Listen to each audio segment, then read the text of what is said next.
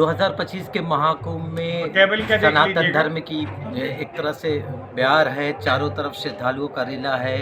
अब तक 10 करोड़ से ज़्यादा श्रद्धालु यहाँ आ चुके हैं, लेकिन सबसे ज़्यादा अगर चर्चा हो रही थी इस बार इस पूरे मेले में सनातन बोर्ड को लेकर के तमाम हिंदू संगठन हो या अखाड़े के लोग हों, इस पर चर्चा हो रही है।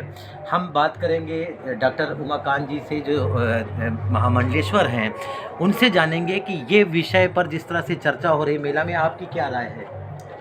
देखिए, पहली राय तो हमारी ये है कंप्लीट की सनातन बोर्ड होना चाहिए। अब इससे थोड़ी सी राय ये भी है कि देश का बंटवारा हुआ धर्म के आधार पर कि एक मुस्लिम राष्ट्र बनेगा, एक हिंदू राष्ट्र बनेगा। लेकिन एक मुस्लिम राष्ट्र तो बन गया, लेकिन दूसरा खिचड़ी राष्ट्र बन गया।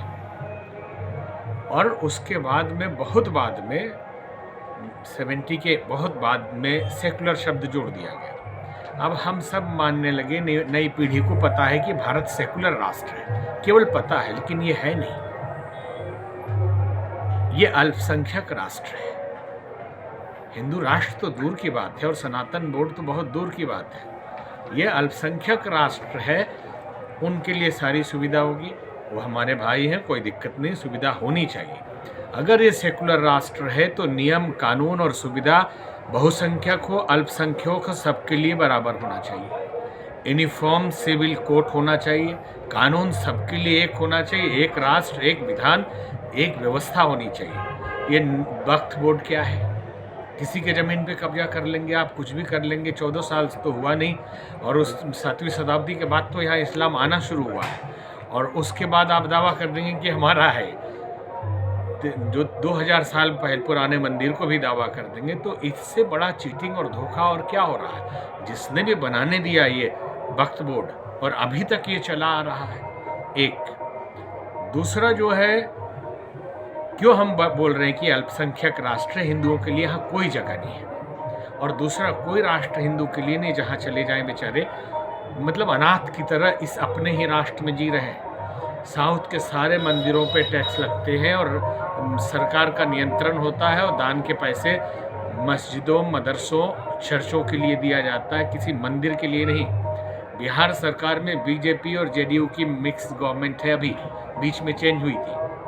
अभी भी कानून बना हुआ है कि 6% टैक्स आपको देना पड़ेगा अगर मंदिर घर में भी बनाते हैं। कोई आके चढ़ा दिया उस पर कुछ, तो ये कौन सा कानून जजिया करते? महाराज जी, आपका कहना ये है कि बहुसंख्यकों के हितों को नहीं ध्यान रखा गया, अल्पसंख्यकों के ही बारे में सोचा गया, इसी वजह से क्या सनातन बोर्ड बनना चाहिए और वक्फ बोर्ड नहीं बनना चाहिए? देखिए, इसमें सारे बोर्ड खत्म हो जाना चाहिए, एकता समता होनी चाहिए, और अगर ये ऐसे ही चलता रहे तो बहुत सशक्त, समर्थ सनातन बोर्ड की भी जरूरत है। इन कारणों से सनातन बोर्ड की आवश्यकता पड़ रही है, जिसके कारण साधु संत और हिंदू सनातन समाज आवाज़ उठा रहा है, और ये उठाना बहुत पहले चाहिए था, लेकिन फिर भी अभी ये कुंभ का अवसर बहुत बड़ा अवसर है, इस पे ये आवाज़ उठाई गई। योगी जी हैं उत्तर प्रदेश पे, देश में मोदी जी हैं, वो तो तमाम ऐसी चीज़ें कर रहे हैं जिससे इस बारे में भी रास्ता बन जाना चाहिए, सनातन बोर्ड बनने में बाधा कहाँ है? देखिए, योगी जी एक संत हैं और एक बड़े महंत भी हैं, लेकिन वो पूरे 25 करोड़ के मुख्यमंत्री हैं। वो सनातन बोर्ड पे उनका निर्णय कुछ नहीं हो सकता है। वो राजनेता है, उनको कोई ना कोई निर्णय डिप्लोमेटिक तरीके से ही लेना पड़ेगा। और मोदी जी भी पूरे राष्ट्र के लिए है, सभी धर्मों के लिए है। ये निर्णय सरकार को और कोर्ट को भी लेना पड़ेगा। सुप्रीम कोर्ट को, जो ये नियम पहले से चले आ रहे हैं, उस पर चिंतन करना चाहिए, बैठ के बेंच बनानी चाहिए कि ये नियम राष्ट्र के लिए कितने घातक हैं और कितने अच्छे हैं। जो हम बार बार पहले से शुरुआत हमने किया कि सेकुलर कंट्री में सबके लिए कानून एक हो जाए तो किसी बोर्ड की ज़रूरत नहीं पड़ेगी।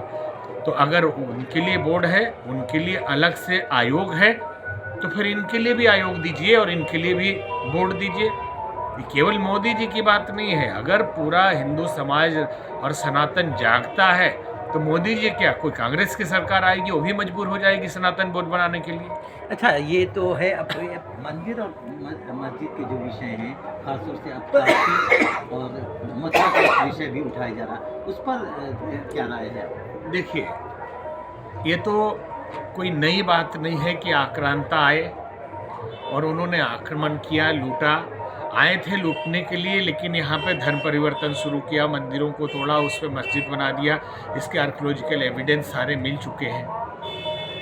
मथुरा के भी पूरे, काशी के मिल गए, जिसमें वो ज्ञानवापी के अंदर सारा सब सर्वे हुआ है। तो इसमें कोई विवाद की बात नहीं है। अगर कोई अपने हक के लिए कोर्ट में जाता है तो भारत स्वतंत्र है, प्रजातंत्र है, सबको अधिकार है जाने का, और कोर्ट जो आदेश दे कि सर्वे करना चाहिए तो करना चाहिए। फिर इसमें किसी तरह का ना हिंदू का विवाद है ना मुस्लिम का विवाद है। आखिरी सवाल महाराज जी, बहुत बड़ा आयोजन हो रहा है सनातन धर्म के, यहाँ से संदेश पूरी दुनिया में जा रहे हैं, लेकिन इस बीच में ऐसे कई बाबाओं के बारे में चर्चा हो रही है जो अचानक आ गए, या मोनालिसा, या इस तरह के विषय उठाए जा रहे हैं, मॉडल के विषय, क्या ये उचित है और आपकी क्या राय है? देखिए, ये इसमें किसी का आना बुरा नहीं है, किसी का नहान में भाग लेना भी बुरा नहीं। और साधु टाइप के भेष में मस्ती में आदमी जब धर्म क्षेत्र में जाता है तो चंदन तिलक लगा लेता है, गेरुआ भी थोड़ी देर के लिए पहन रहे हैं। पूरे मार्केट में उनमें सिवाय के शर्ट बिक रहे हैं, कुर्ते बिक रहे हैं, साड़ियाँ लोग पहन रहे हैं, कोई नहीं रोकने जा रहा है। वो आ गए, इसमें बुरी बात नहीं है। लेकिन सोशल मीडिया और मीडिया भी इस बात को इतना हाईलाइट कर दिया कि वो और भी प्रचारित होके बन गए सेलिब्रिटी। जिसको आके बेचारे को चुपचाप चले जाना था, वो अभी भी आप एक राष्ट्रीय चैनल पे इसी पे डिबेट चल रहा था। थोड़ी देर के लिए हम बैठे, एक लाइन बोल के हट गए हम जानबूझ के, कि ये तो आप और इस मुद्दे को हाईलाइट कर रहे हैं, उसको और भी प्रचारित कर रहे हैं। बिल्कुल, ये हैं डॉक्टर उमाकांत सरस्वती जी, महामंडलेश्वर हैं जूना अखाड़े के।